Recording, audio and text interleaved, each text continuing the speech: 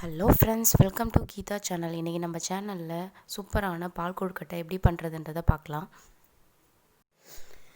இப்போது நான் ஒரு மீடியம் சைஸ் புழுங்கல் அரிசி எடுத்து 1 மணி நேரத்துக்கு முன்னாடியே ஊற வச்சு அரைச்சி வச்சுருக்கேங்க. அரைக்கும் போது பார்த்தீங்கன்னா உங்களுக்கு தண்ணி லைட்டாக தான் தெளித்து தான் அரைக்கணும். ரொம்ப தண்ணி அதிகமாகிடுச்சுன்னா இதை போல் திரட்டுறதுக்கு வராது. இந்த மாவு கன்சிஸ்டன்சி பார்த்தீங்கன்னா சப்பாத்தி மாவோடவே கொஞ்சம் இலகுன பதத்தில் இருக்கணும்.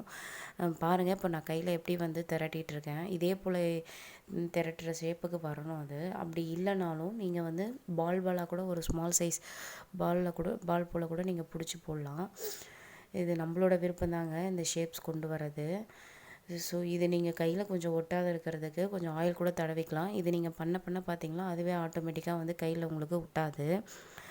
நீங்கள் 1 டம்ளர் அரிசி எடுத்தாலே ஒரு நல்ல குவான்டிட்டியாக நிறையவே கிடைக்கும் உங்களுக்கு கொழுக்கட்டை.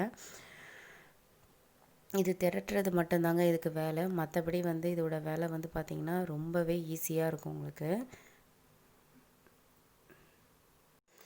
இப்போ எல்லாத்தையும் திரட்டி முடித்தோடனே அப்படியே காய விட்டுறக்கூடாதுங்க. உடனே எடுத்து நம்ம இட்லி பானையில் ஒரு 2 நிமிஷம் வரைக்கும் மூடி போட்டு வேக வச்சிடணும்.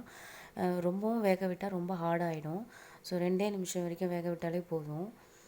இப்போ அதை வேக வச்சு எடுத்த பிறகு பார்த்திங்கன்னா அது ஒன்றோட ஒன்று ஒட்டியிருக்கோங்க. அதை நம்ம கையால் ஒன்று ஒன்றா உதிர்த்து விட்டுக்கணும். பாருங்கள், இப்போ கொழுக்கட்டை இல்லை ஒன்றா உதிரியாக இருக்குது பாருங்கள். பிரித்து வச்சாச்சு.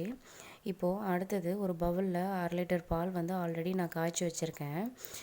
இப்போது டேஸ்ட்டுக்காக நான் ஒரு 1/2 ஸ்பூன் அளவுக்கு சால்ட் ஆட் பண்ணுறேன். அடுத்தது முக்கால் டம்ளர் அளவுக்கு சுகர் ஆட் பண்ணியிருக்கேன். இந்த சுகர் கரெக்டாக இருந்துச்சுங்க ஸ்வீட்டுக்கு. ஸ்வீட்டாக நல்லாவே இருந்துச்சு. அடுத்து நம்ம உதுத்து வச்சுருக்க பால் கொழுக்கட்டையை இப்போ இதில் சேர்த்துக்கலாம். இது எல்லாமே சேர்த்து மிக்ஸ் பண்ணி விட்டுட்டு ஒரு ஃப்ளேவருக்காக நான் ஏலக்காய் பொடி போட்டிருக்கேன். 1/2 ஸ்பூன் அளவுக்கு தாங்க சேர்த்துருக்கேன்.